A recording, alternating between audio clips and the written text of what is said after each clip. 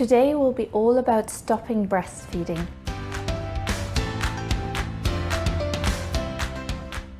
Hi ladies, and welcome back to Kindness Milk, where I like to share my own breastfeeding journey and help mothers reach their individual breastfeeding goal.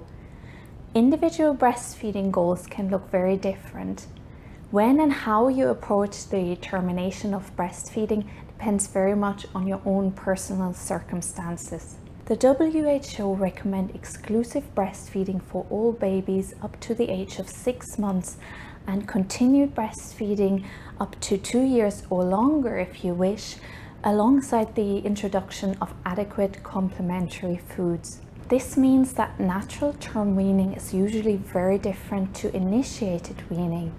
The anthropologist Kathy Detweiler suggests that the natural term weaning age for human infants is somewhere between 2.5 and 7 years of age. And there is also research from other primates. If we look at other primates, we see that a lot of primates wean their offspring at the age of 5. And that would also be the age when their first molar teeth erupt, and it usually coincides with the start of adult immune competence. Natural term weaning is baby-led and tends to happen gradually. Wherever possible, gradual weaning is preferred over abrupt weaning. This will allow your breast to adjust to avoid blocked ducts, engorgement and mastitis, but it will also allow your baby to adjust, as they might not only need to learn how to bottle feed if they're under 1 year of age, but they might also feel a sense of loss and mourn the loss of their breasts, and mom might also need to adjust emotionally to the fact that breastfeeding is coming to an end. There are very few instances in which abrupt weaning might be necessary, and some of these instances are mom taking a drug that's incompatible with breastfeeding, mom needing surgery, or sadly if baby has passed away. And in these instances, sometimes your doctor may prescribe a drug called cabergoline that will help to dry up your milk. This drug can have side effects, so if you ever find yourself in this difficulty, do speak to your doctor about your options, about the weaning options that you have. Otherwise, stopping breastfeeding gradually over a few weeks will allow your breasts to adjust naturally. So by just reducing breastfeeding or pumping sessions, or gradually reducing the length of the breastfeeding or pumping sessions, will help your breast to adjust and will allow the down regulation of your milk supply to happen smoothly.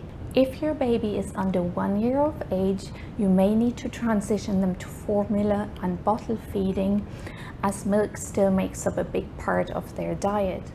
Although theoretically babies over 6 months can drink from a sippy cup or a beaker, they don't necessarily need to have a bottle with a teat. But if your decision is to introduce a bottle, you may want to use the paced bottle feeding technique, as this makes the switch between breast and bottle feeding easier. And I've previously made a video on the paced bottle feeding technique, which I will link here for you as well. So let's say you're planning to return to work. Allow yourself, give yourself at least 1 week for each breastfeed that you're planning to replace or to substitute. So you may replace or substitute a breastfeed with a meal, i.e. lunch, or formula. Either way, allow your body at least 1 week to down regulate milk supply, and also for your baby to adjust. During the weaning process, it's important to observe how your breasts are doing. So to even get into the habit of palpating your breasts daily for any lumpy areas, and also to visually inspect for any red or inflamed areas to help avoid blocked ducts and mastitis. If you feel engorged, do hand express to comfort. You can even gently pump a little bit. Just be careful not to stimulate milk supply again, but definitely hand express to comfort. You can also wear cool compresses between feeds or cabbage leaves in your bra. There is some research that suggests that cabbage leaves can assist with the down regulation of milk supply. Be careful not to bind your breasts or wear a bra that's too tight, as this is old-fashioned advice and could lead to mastitis. Equally, don't reduce your fluid intake. This is old-fashioned advice as well and could potentially lead to dehydration. Drinking a peppermint or sage tea can further assist your weaning process. Just check with your doctor to ensure you don't have any contraindications for consuming herbal teas. And if you're interested in my own weaning journey with my 3 older children, I have 4 kids. I'm currently still breastfeeding my 2.5-year-old, but I've previously documented my weaning journey with my 3 older children in a YouTube video, and I'm going to link this here for you as well. Weaning an older child 2 years and upwards can somewhat be more challenging and more difficult, as they've developed their own will and they're more likely to resist the weaning process. At the same time, you can explain to them what's going to happen, and you could make a deal with them. Let's say you could say to them, there will be no boobies or no milkies till the sun comes up, as the boobies have gone to sleep. What works well for older children is offering plenty of distractions during the day, engaging them with toys or taking them outdoors, offering a drink or a snack instead of a breastfeed. Toddlers love to graze. But equally also ensure that you give them lots of physical reassurance to make up for the time and connection that they would usually spend breastfeeding. So offering lots of hugs and cuddles as well.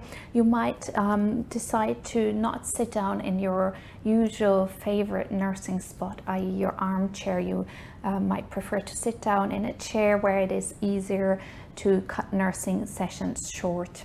Changing up your daily routine can help as well. What works really well for older children as well is to throw them a weaning party, to mark it as a milestone, have a special cake to make them feel extra special. So overall, during the weaning process, I'd say watch your breasts, watch the behavior of your child. It is a process. If you feel you've gone 2 steps forward, you might have to take a step back temporarily, but you will get there eventually. So I hope you found this video helpful. If you have any questions or anything you would like me to clarify, leave me a comment in the comment section below, or just if you want to share your own weaning journey in the comments below. And otherwise, until next time, I hope your breastfeeding journey is going well.